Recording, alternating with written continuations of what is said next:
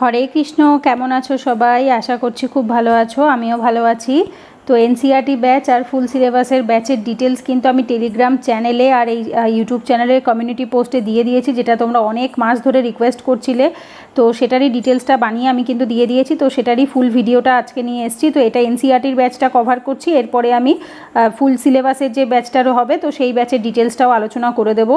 তো এখানে দেখতেই পাচ্ছ এটা এনসিইআরটি ব্যাচ। এটা কিসের জন্য? তোমরা নিজেদের ইচ্ছে মতো হতে পারো। মানে আজকে সন্ধেবেলায় একজন গার্জিয়ান ফোন করেছিল, মেয়ে ক্লাস 11-এ পড়ে, তো পড়াবার জন্য বলছিলেন।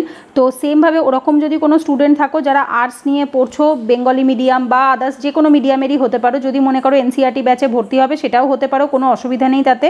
কোনো competitive exam like UPSC, WBCS, CGL, miscellaneous বা ক্লাস 11-12-এই তুমি পড়ো, যদি এরকমটা হয় যে তুমি নিজেই ক্লাস 11-12-এ পড়ো এবং তোমার আর্টসের এই সাবজেক্টগুলো রয়েছে এবং তোমার টিচারেরও দরকার, তো সেক্ষেত্রেও তুমি জয়েন করতে পারো, কোনো অসুবিধা নেই। কারণ এখানে আমি পুরো বই ধরে একদম লাইন ধরে মানে বুঝিয়েই পড়াই। ইংলিশ ভার্সানে থাকে ঠিকই, যারা আমার ডেমো ক্লাস দেখেছো তারা জানবে। আমার অলরেডি প্রচুর প্রায় 200-300-র ওপর ডেমো ক্লাস ইউটিউবে দেওয়া আছে, তোমরা দেখে নিতে পারো।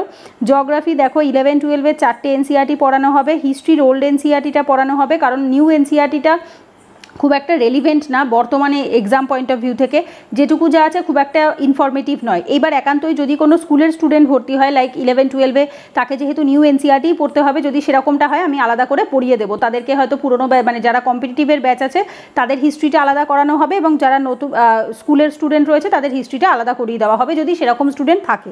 ঠিক আছে, সেটা আমাকে একটু জানাবে যে দিদি আমি স্কুলে পড়ি, আমি নিউ এনসিইআরটিটা পড়তে চাইছি।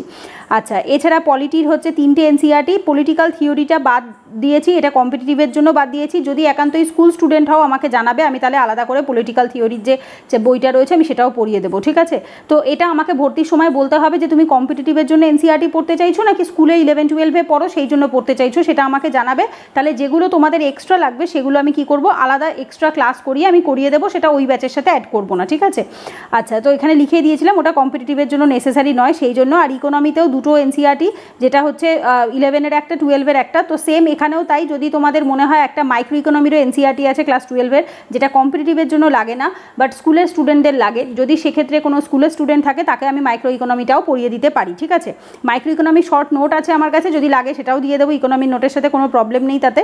বইগুলোর ছবি এখানে আমি দিয়ে দিয়েছি। এই 4টে হচ্ছে জিওগ্রাফির বই, এটা হচ্ছে ওল্ড এনসিইআরটির হিস্ট্রির বই, পলিটির এই বইটা হচ্ছে পলিটিক্যাল থিওরি, এইটা বাদ দিয়ে বাকি 3টে কম্পিটিটিভে লাগে, আর এই দুটো হচ্ছে ইকোনমি, যে দুটো কম্পিটিটিভে লাগে। আর একটা এক্সট্রা আছে মাইক্রো ইকোনমি, যদি কারোর লাগে মানে স্কুলের স্টুডেন্ট হয় তবেই লাগে, না হলে লাগবে না। ঠিক আছে, আচ্ছা, এগুলো কিন্তু উইকেন্ড ব্যাচ, শনিবার এবং রবিবার সকাল 8টা থেকে 10টা। এইবার ফার্স্ট ক্লাস যেটা 5th মে রেখেছি, এই টাইমটা আমি এখনই কনফার্ম বলতে পারছি না, কারণ একটু কিছু ইস্যুস হয়েছে। তো এই ক্লাসটা মেবি আগেও একটা ইন্ট্রোডাক্টরি, জেনারেলি প্রথম যে ক্লাসটা হয় সেটা ইন্ট্রোডাক্টরি ক্লাস হয়। ঠিক আছে, তো যেদিনকে সবার সাথে কথা বলা হয়, কে কোন ব্যাকগ্রাউন্ড থেকে আসছো বা তোমাদের সম্পর্কে জানা, তোমাদের আমার সম্পর্কে জানা, বা কোনো ডাউট থাকলে প্রশ্ন করা, প্রথম ক্লাসটা ইন্ট্রোডাক্টরি হয়, পরিচয়পত্র মতো ব্যাপারটা হয়। ঠিক আছে, এবার এই ক্লাসটা 5th মের জায়গায় আমি আগেও করিয়ে দিতে পারি, এপ্রিল মাসের 20-22 তারিখের আগেও আমি করিয়ে দিতে পারি। যদি একান্তই আমার সেই টাইমে অসুবিধা থাকে তাহলে আমি মেবি হয়তো 5ই মে না করিয়ে সেটা হয়তো 8 তারিখ বা 9 তারিখের যেটা রয়েছে মে মাসে সেখানেও করাতে পারি। ঠিক আছে, সেটা আমি আগে কনফার্ম জানিয়ে দেবো তোমাদের টাইমের ওপর বেস করে। ফার্স্ট ইন্ট্রোডাক্টরি ক্লাসটার টাইমটা একটু শিফট হতে পারে, বাট আদারওয়াইজ প্রত্যেক দিন যেটা থাকবে সেটা নর্মাল, যখন ক্লাস শুরু হবে সেটা শনি এবং রবিবার সকাল 8টা থেকে 10টা।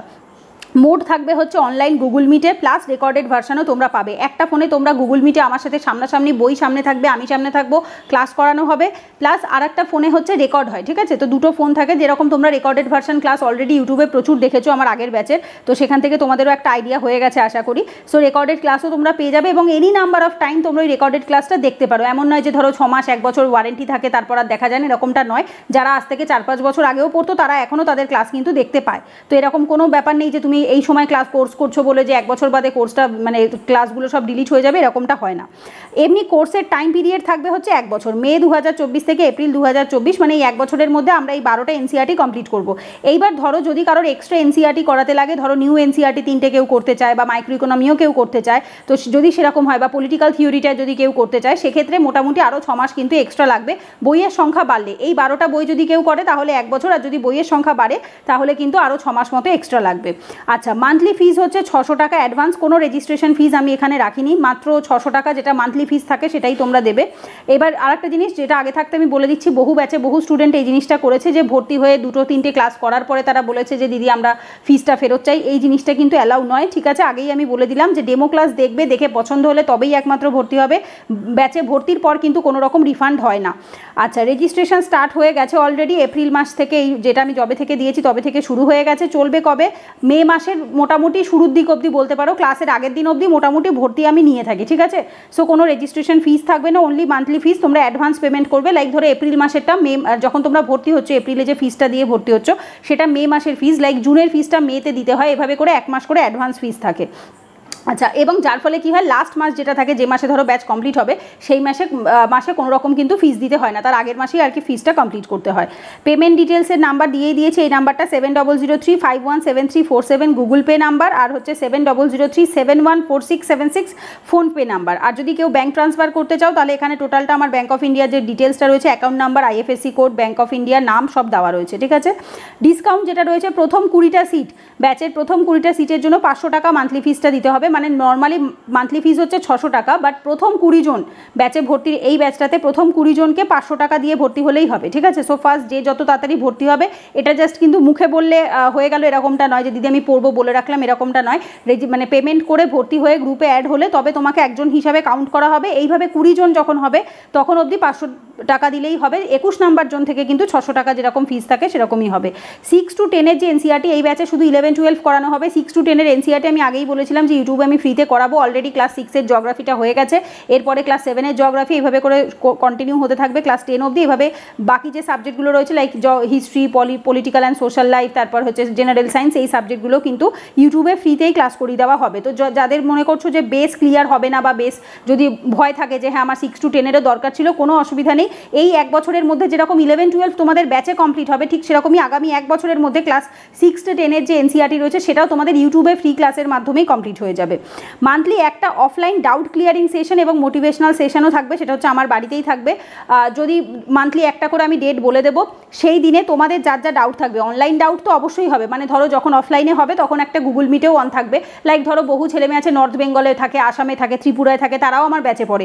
এবার তাদের পক্ষে তো আর অফলাইনে আমার বাড়িতে আসা পসিবল নয় বারাসাতে, তো স্বাভাবিকভাবে তাদের জন্য গুগল মিটেও থাকবে। আর যারা লোকালি থাকো কলকাতার মধ্যে, বারাসাত, উত্তর 24 পরগনা, মধ্যমগ্রাম, বনগা, এরকম আর কি এলাকার মধ্যে ঘন্টা 1-2 ঘন্টার ডিস্টেন্সে থাকো, তারা চাইলে অফলাইনে এসে সেশনটা জয়েন করতে পারবে, মান্থলি ডাউট ক্লিয়ারিং সেশন। এবং তোমাদের যার যা ইস্যুস রয়েছে, লাইক মেন্টাল ইস্যুস হতে পারে, ফ্যামিলি ইস্যুস হতে পারে, পড়াশোনায় মন বসছে না সেরকম কিছু হতে পারে, বা মোটিভেশনের অভাব রয়েছে, যাবতীয় যা কোয়ারিজ থাকে সেদিনকে মোটামুটি 3 ঘন্টা মতো টাইম দেওয়া হয় বাকি স্টুডেন্টদের সবাইকে। আর এটা কিন্তু জেনারেলি সানডেই ফেলা হয়, যেদিনকে সবার ছুটি থাকে, কারণ বাকি সোম থেকে শনি তোমাদের কলেজও থাকতে পারে, সেই জিনিসটা আমরা মাথায় রাখি, কলেজ থাকতে পারে বা কোথাও যাওয়ার একটা ব্যাপার থাকতে পারে, তো সেই কারণে এটা কি করা হয় সবসময়, কিন্তু এটা সবসময় সানডে করেই ফেলা হয়ে থাকে, ঠিক আছে? তবে সেটা আমি এক্স্যাক্টলি এখনই ডেট বলতে পারবো না। তো জেনারেলি 1 মাস ক্লাস হওয়ার পরে নেক্সট মান্থের একটা ফার্স্টের দিকে যে সানডে পড়ে সেই সময় আর কি এই জিনিসটার ডেট ফেলা হয়, এবং তারপর সেকেন্ড মান্থে যখন ক্লাস হবে তারপরে থার্ড মান্থের প্রথম সানডেতে ডেট ফেলা হবে। তো এইভাবে করেই হয়ে থাকে। তো এই হচ্ছে টোটাল এনসিআরটি ব্যাচের ডিটেলস। এইবার যেটা তোমাদের করণীয়, এখানে হোয়াটসঅ্যাপ নাম্বার দেওয়াই রয়েছে, যে দুটো গুগল পে নাম্বার আমি বললাম, একটা ফোনপে একটা গুগল পে, দুটোতেই হোয়াটসঅ্যাপ নাম্বার রয়েছে 7003517347, এই নাম্বারটাতে হোয়াটসঅ্যাপ করবে।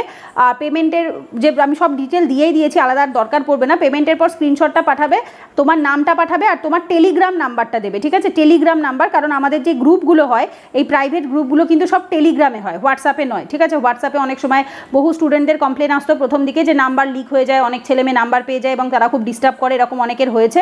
তো সেই জন্য হোয়াটসঅ্যাপ গ্রুপ কিন্তু হয় না, শুধুমাত্র টেলিগ্রাম গ্রুপ হয়, কারণ টেলিগ্রাম গ্রুপে কিন্তু নাম্বার কোনো ডিসক্লোজ হয় না, যারটা তার নিজের থাকে, শুধু নামটা দেখা যায়। সো তুমি নাম্বারটা শুধু আমাকে দেবে এবং আমাকে হোয়াটসঅ্যাপে পেমেন্টের পরে স্ক্রিনশট প্লাস তোমার নাম এবং তোমার নাম্বার, ঠিক আছে? তো এইটা পাঠিয়ে দেবে আমাকে।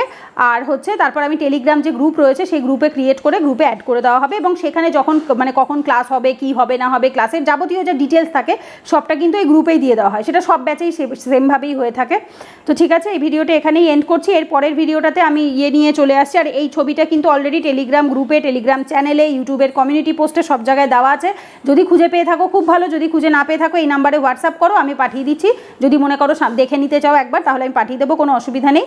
তো চলো পরের ভিডিওতে দেখা হচ্ছে। ভিডিওটা ভালো লাগলে লাইক করো, কমেন্টে জানিও, আর অবশ্যই যদি কোনো ডাউট থাকে, কোয়ারি থাকে, মেসেজ করেও জেনে নিতে পারো, কোনো প্রবলেম নেই। তো চলো পরের ভিডিওতে দেখা হচ্ছে। রাধে রাধে।